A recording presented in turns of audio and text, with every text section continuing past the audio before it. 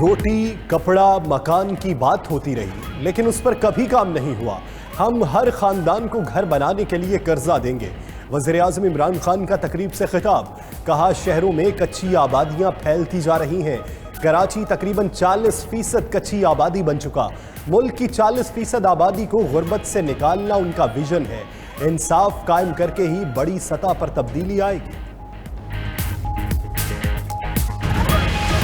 Market की timing जो है, जो अभी 10 बजे तक इजाजत जिनकी दी गई थी, उसको वापस 8 बजे तक रहा है। हफ्ते के अंदर, जिसको सेफ डे भी कहते हैं, उसको बढ़ाकर दोबारा से 2 दिन हफ्ते में किया जा रहा है। इंडोर डाइनिंग जो है उसको बंद किया जा रहा है जी। आउटडोर डाइनिंग जारी रहेगी। दफ्तर में 50% अटेंडेंस होगी, बाकी 50% वर्क फ्रॉम होम का होगा। मार्केटें सुबह 10 से रात 8 तक खुलेंगी। हफ्ते में 2 दिन बंद रहेंगी। रेस्टोरेंट्स में कल से इंडोर डाइनिंग बंद। टेक अवे 24 घंटे होगा। दफातर में मुलाजमीन की हाजिरी 50%। पब्लिक ट्रांसपोर्ट पर मुसाफिरों की तादाद 50% होगी। फैसलों का इतलाक इस्लामाबाद, रावलपिंडी, लाहौर, फैसलाबाद और मुल्तान में होगा। वज़ीर-ए-आज़म की ज़ेर सदारत इजलास के बाद असद उमर की ब्रीफिंग।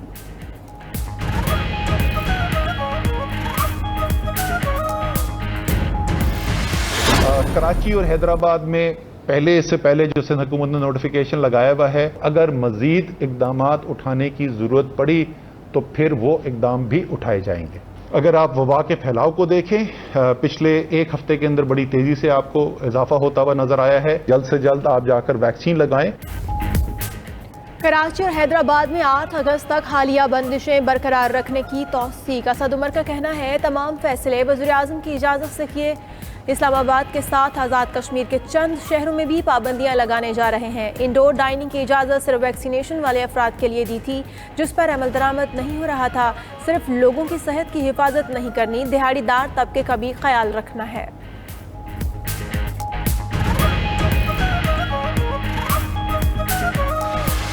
सिंध में लॉकडाउन का तीसरा रोज। बड़े तिजारती मराकज और गली मोहल्लों की दुकानें बंद। कराची में वैक्सीनेशन सेंटर्स की तादाद में इजाफा कर दिया गया। वैक्सीन लगवाने के लिए आने वालों की तादाद बढ़ गई। तर्जुमान सिंध हुकूमत मुर्तज़ा वहाब का सनतकार एसोसिएशन के दफ्तर में वैक्सीनेशन सेंटर का इफ्तिताह। बोले, अवाम SOPs पर अमल करके ही आलमी वबा से बच सकते हैं।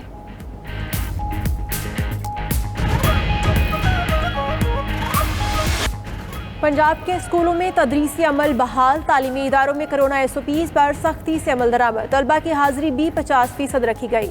नए तालीमी साल के आगाज के साथ ही प्राइमरी तक यकसा निसाब तालीम नाफिज। स्कूल और मदारिस में एक ही निसाब पढ़ाया जाएगा। पंजाब हुकूमत का फैसला सोशल मीडिया पर भी टॉप ट्रेंड बन गया।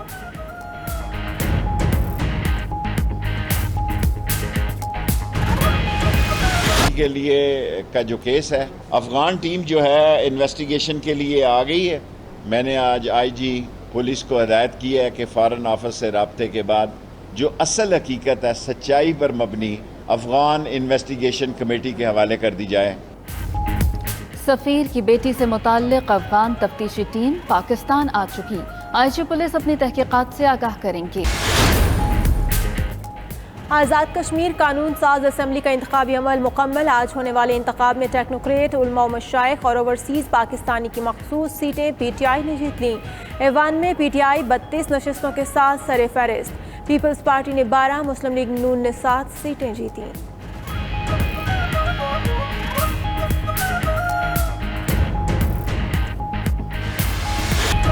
हमारी पॉलिसी है एक्सपोर्ट, एक्सपोर्ट और एक्सपोर्ट। मुशीर तिजारत रज़ाक दाऊद का कहना है कि जुलाई में $2.3 अरब की एक्सपोर्ट्स हुई, जो रिकॉर्ड है। गुज़श्ता माली साल में बरामदात में इजाफा हुआ। जून में $2.7 अरब की रिकॉर्ड एक्सपोर्ट्स की। बैरूनी सरमायाकारों को समझ आ गई मौजूदा हुकूमत की पॉलिसी मेक इन पाकिस्तान है।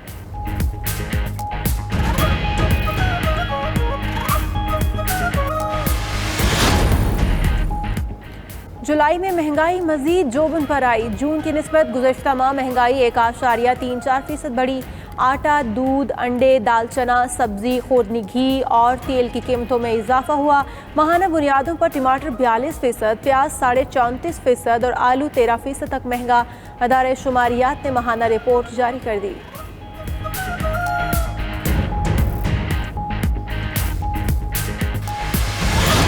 प्रॉपर्टी किरायों पर नई टैक्स शरह मुतय्यन कर दी गई। FBI ज़राए के मुताबिक 2 लाख तक सालाना किराए पर टैक्स नहीं होगा।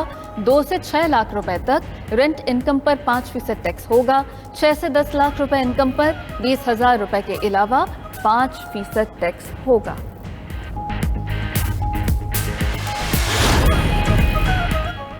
अपने बच्चों को 2 कतरे पिलाएं और मुस्तकबिल बचाएं। मुल्क में इंसदाद पोलियो मुहिम का आगाज़ हो गया। पंजाब, सिंध और बलूचिस्तान के 50 अजला में 1,79,000 इंसदाद पोलियो वर्कर्स घर घर जाकर बच्चों को वैक्सीन पिलाने में मसरूफ।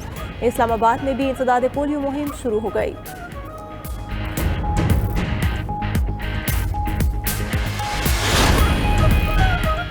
वजारत खारजा में शाह महमूद कुरैशी की ज़ेर सदारत पब्लिक डिप्लोमेसी के हवाले से इजलास हुआ। इजलास का मकसद कौमी बयानिए की तरवीज के लिए बैनुल वजारती ताउन के फ़रोग़ को यकीनी बनाना था।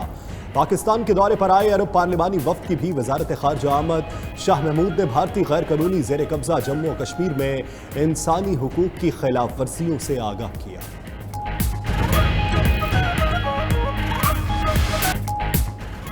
कश्मीर प्रीमियर लीग के पहले एडिशन का शेड्यूल जारी। इफ्तिताही मैच 6 अगस्त और फाइनल 17 अगस्त को होगा।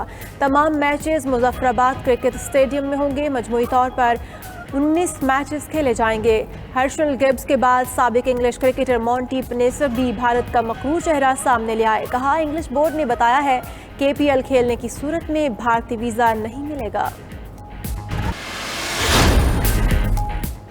टोक्यो ओलंपिक्स में मजीद 3 पाकिस्तानी एथलीट्स मेडल जीतने में नाकाम। शूटिंग मुकाबलों में GM बशीर और खलील अख्तर मेडल राउंड के लिए क्वालिफाई न कर सके। 200 मीटर विमेन रेस में पाकिस्तान की नजमा परवीन आखिरी नंबर पर रही।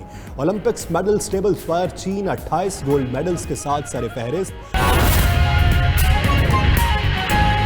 GR एल्यूमिनियम पाकिस्तान का सबसे पहला और बेस्ट क्वालिटी दबा दी है, जिसमें 25% गुर्बत की लकीर से नीचे है और तकरीबन ही 20 या 25% जो कि बिल्कुल उसके करीब करीब है। तो मेरा जो सबसे पहला एम है कि हम कैसे इनको ऊपर उठाएं। दूसरी विजन है पाकिस्तान की कि हम अपने मुल्क की दौलत कैसे बढ़ाएं, वेल्थ क्रिएट कैसे करें। मुल्क में हम कैसे ये मुल्क जो कि एक वक्त पे 60s में जब हम बड़े हो रहे थे तो ये बड़ी तेजी से मुल्क आगे जा रहा था। ये सारे जो आज एशियन टाइगर्स हैं ये पाकिस्तान की तरफ देखा करते थे। मलेशिया ने आके पाकिस्तान से समझा कि कैसे आगे बढ़ना है। साउथ कोरिया ने पाकिस्तान का फर्स्ट 5 ईयर प्लान आके स्टडी किया। तो हम वो एक मॉडल थे डेवलपमेंट के और फिर हमने अपनी आंखों के सामने उस मुल्क को नीचे जाते देखा। तो जो सेकंड चीज ये है कि पाकिस्तान को कैसे उस मुकाम पे लेके जाएं जो इसका पोटेंशियल है। बहुत पोटेंशियल है इस मुल्क में, क्योंकि अगर पोटेंशियल ना होता तो एक वक्त पे तेजी से ऊपर ना जा रहा होता। हमारे इदारे आउटस्टैंडिंग ना होते, PIA बड़ी एयरलाइन ना होती, हमारी इस वक्त बैंकर्स अगर वो ना नेशनलाइजेशन होते तो हमारे बड़े आउटस्टैंडिंग बैंकर्स थे जिन्होंने जाके BCCI दुनिया का एक टॉप बैंक बना दिया। तो बैंकर्स थे तो बना। तो हर चीज में पाकिस्तान एक वक्त पर बड़ी तेजी से ऊपर जा रहा था। तो हम कैसे उसको वापस उधर लेके जाएं जो इसका असल मुकाम है और उसमें क्या क्या कदम उठाने हैं उसको वहां ले जाने के लिए। और फिर उसी के साथ रिलेटेड है कि एक मुल्क खुददार मुल्क बने। ये जो हमें कर्जे लेने पड़ते हैं, कभी IMF के पास 20 दफा IMF के पास जा चुके हैं क्योंकि हम अपनी इकोनॉमी मैनेज नहीं कर सके। और फिर एक छोटा सा तबका इतना अमीर हो गया है कि उनके लिए बाहर